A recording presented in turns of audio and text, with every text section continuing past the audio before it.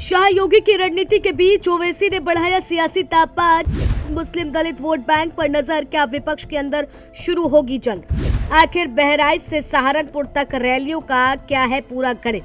143 सीटों पर किससे फायदा और किसका बिगड़ेगा समीकरण, सब जानिए। सियासत में जगह कभी यूं ही नहीं चुनी जाती, हर रैली अपने साथ एक संदेश लेकर के आती है। अब सवाल सिर्फ ओवैसी सभाओं का नहीं, बल्कि उस वोट बैंक का है जिस पर 2027 की सबसे बड़ी लड़ाई टिक सकती है। क्योंकि यूपी चुनाव से पहले जिस तरह बहराइच, बिजनौर और सहारनपुर को चुना गया है, उसने नई राजनीतिक चर्चा छेड़ दी है। दावा किया जा रहा है कि इन दिनों तीनों इलाकों में पीछे एक बड़ा चुनावी गणित छिपा है। आखिर क्यों यही जिले चुने गए हैं और किसके वोट बैंक पर सबसे बड़ी नजर है, आइए समझते हैं पूरा खेल। अगर इन तीनों रैलियों को एक साथ जोड़कर देखा जाए तो तस्वीर काफी दिलचस्प बनती है, क्योंकि शुरुआत बहराइच से होती है जहां समाजवादी पार्टी की मजबूत पकड़ मानी जाती है। फिर बारी बिजनौर की आती है जहां दलित और मुस्लिम समीकरण लंबे समय से चर्चा का विषय रहे हैं। इसके बाद सहारनपुर, जिसे पश्चिमी यूपी की मुस्लिम राजनीति का अहम केंद्र माना जाता है। राजनीतिक जानकारों का कहना है कि इन तीनों जिलों का चयन अपने आप में बड़ा संदेश है।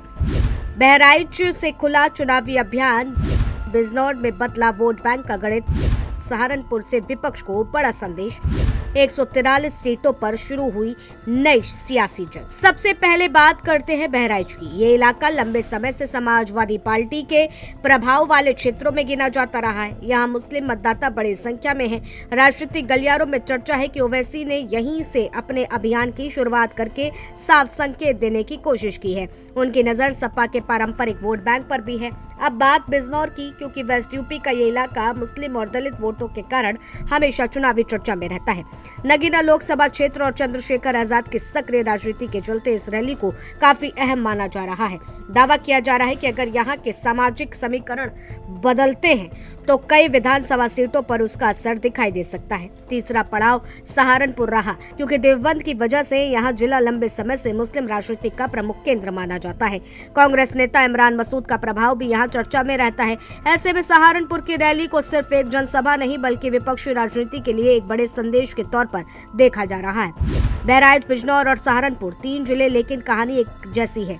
जहां मुस्लिम वोट मजबूत है, वहीं दलित वोट भी कई सीटों का फैसला करते हैं। यही वजह है कि ओवैसी की इसी पूरी क्रोनोलॉजी को मिशन 27 की शुरुआती रणनीति से जोड़ करके देखा जा रहा है। अब सबसे बड़ा सवाल पीडीए को लेकर, क्योंकि लोकसभा चुनाव के बाद अखिलेश यादव लगातार पीडीए की राजनीति को आगे बढ़ा रहे हैं। लेकिन अब राजनीतिक जानकारों का एक वर्ग मानता है कि अगर मुस्लिम वोटों में नई राजनीति पसंद बनती है या दलित मुस्लिम समीकरण में बदलाव आता है तो इसका असर पीडीए पर भी पड़ सकता है। यूपी की 403 विधानसभा सीटों पर करीब 143 सीटें ऐसी मानी जाती हैं जहां मुस्लिम मतदाता प्रभावशाली भूमिका निभाते हैं। इनमें कई सीटों पर दलित और मुस्लिम वोट मिलकर के नतीजे तय करते हैं। यही वजह है कि ओवैसी लगातार सम्मानजनक साझेदारी की बात कर रहे हैं। अब राजनीतिक गलियारों में सबसे ज्यादा चर्चा इसी बात की है कि अगर मुस्लिम वोट कई दलों में बढ़ते हैं तो सबसे ज्यादा फायदा किसे मिलेगा। दावा किया जा रहा है कि इससे चुनावी तस्वीर बदल सकती है। दूसरी तरफ बीजेपी अपने संगठन, क्षमता और विकास के मुद्दों पर भरोसा जता रही है, जबकि विपक्ष अपने अपने समीकरण मजबूत करने में जुटा है। अब निगाहें 2027 की ओर हैं कि क्या ओवैसी की रणनीति सिर्फ संगठन विस्तार तक सीमित रहेगी या फिर चुनावी नतीजों पर भी असर डालेगी।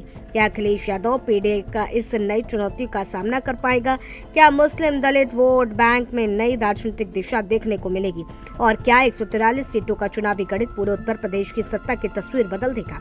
इन सवालों के जवाब आने वाले समय में मिलेंगे, लेकिन इतना तय है कि ओवैसी की 3 रैलियों की मिशन 27 की राजनीति को नई बहस और नए समीकरण जरूर दे दिए हैं।